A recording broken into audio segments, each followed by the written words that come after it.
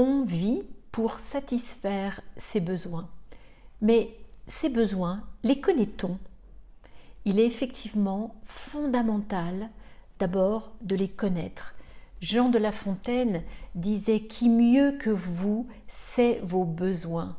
Apprendre à se connaître est le premier des soins. I want you to show me how to get to know someone like you, someone like you. Pour connaître ses besoins, j'aimerais vous parler tout d'abord d'Abraham Maslow, que vous connaissez très certainement et qui a parlé en 1940 de la pyramide des besoins. Donc il a parlé de la motivation de l'être humain. Maslow était en effet psychologue et tout au cours de sa vie, donc, il a travaillé sur cette notion de besoin. Et dans cette pyramide, dans cette échelle, il a identifié 5 types de besoins principaux et on va les passer en revue assez rapidement. Tout d'abord, il y a les besoins tout à fait physiologiques, que ce soit le besoin de manger, le besoin de dormir, le besoin de sexe, d'avoir chaud, d'avoir froid, etc. Donc, c'est des besoins complètement physiologiques. Le deuxième besoin va être lié beaucoup plus à la sécurité. Être en sécurité, être protégé, se sentir en sécurité. Le troisième besoin identifié par Maslow est le besoin d'appartenance, le besoin d'amour, se sentir aimé, savoir qu'on a sa place, recevoir de l'affection. Ensuite, on arrive à son quatrième type de besoin qui a été identifié, c'est le besoin d'estime, que ce soit l'estime de soi-même ou l'estime par rapport aux autres. Ça va être du respect, ça va être de la reconnaissance, ça sera également de l'appréciation. Et finalement, le cinquième besoin qui avait été mis en exergue par Maslow était le besoin d'accomplissement de soi. Et celui-ci, justement, demande de l'action, demande d'agir.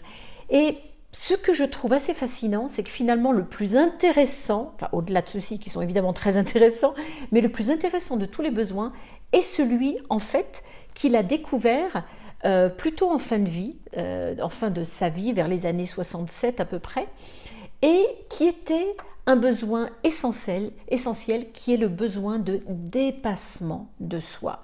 Ça va être le besoin d'aller vers un au-delà, le besoin d'aller chercher ses valeurs, d'aller chercher quelque chose qui va encore plus loin, le besoin de contribution. Et c'est intéressant, pour moi c'est un des plus importants qui effectivement est arrivé chez lui beaucoup plus tard par rapport à la première pyramide des valeurs que l'on connaît très bien, que l'on connaît tous, que l'on apprend en management, etc. Mais cette sixième pour moi est fondamentale. Très intéressant également est un des besoins que Tony Robbins a identifié, qui est le besoin d'incertitude. Et je trouve ça aussi très intéressant parce que tellement vrai. Alors évidemment, il va changer en fonction des personnes, mais le besoin d'être surpris, le besoin de faire des choses auxquelles on ne s'attend pas, le besoin de surprise dans sa vie. Et quand on parle de sortir de sa zone de confort, finalement, on va complètement toucher et remplir ce besoin-là. Mais la vraie question, c'est comment va-t-on combler ses besoins? Et à mon avis, il y a vraiment 3 niveaux de choses fondamentales par rapport à ces besoins. Le tout premier va être le fait de prendre la totale responsabilité de ses besoins. Je suis responsable du fait de combler mes besoins. Et ce que cela veut dire tout d'abord, c'est il va falloir que je les connaisse. Donc moi, je vous invite tout simplement à faire une liste de vos besoins, qu'ils soient physiologiques, qu'ils soient de sécurité, de dépassement de soi, d'estime de soi, etc. Faites une liste de vos besoins, sachant que vous allez en être complètement responsable. Et ça, c'est fondamental. Que vous viviez seul, que vous viviez avec quelqu'un, n'attendez pas que l'autre comble vos besoins. C'est vraiment à vous, 1, de les connaître, 2, de les combler. Alors, évidemment, une petite partie va venir des autres, mais cette partie-là doit être juste qu'une petite partie.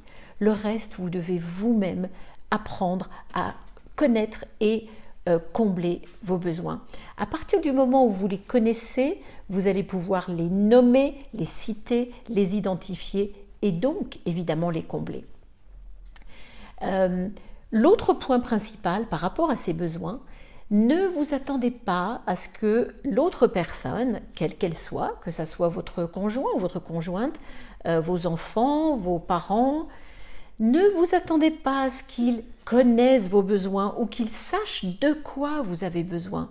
Très souvent, on est dans la perspective que il devrait me connaître ou elle devrait savoir ce dont j'ai besoin. Non. Ne partez absolument pas de ce principe parce que là, on va vers l'échec, on va vers la déception. Donc partez du principe que ce n'est pas une évidence que l'autre personne ne connaît pas vos besoins. Et d'autant plus que tout le monde n'a pas les mêmes besoins.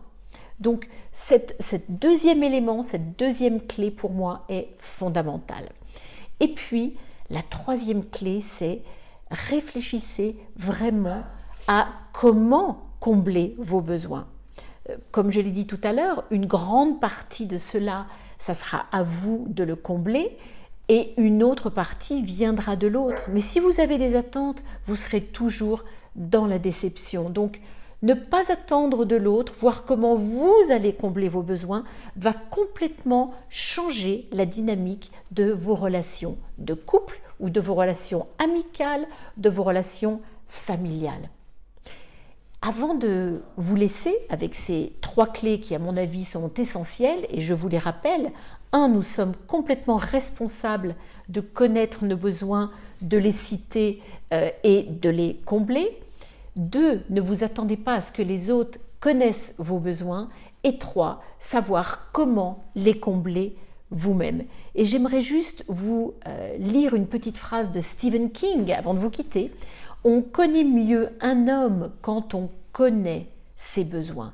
Donc réfléchissez vraiment, prenez 5 minutes pour réfléchir à vos besoins et comment à partir de maintenant vous allez y répondre, sachant que c'est en vous que vous avez la réponse et la responsabilité. Je vous dis à très bientôt pour une prochaine vidéo.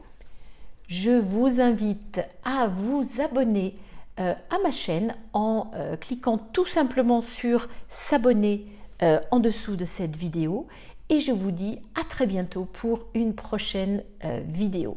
À très bientôt, je vous embrasse. Au revoir.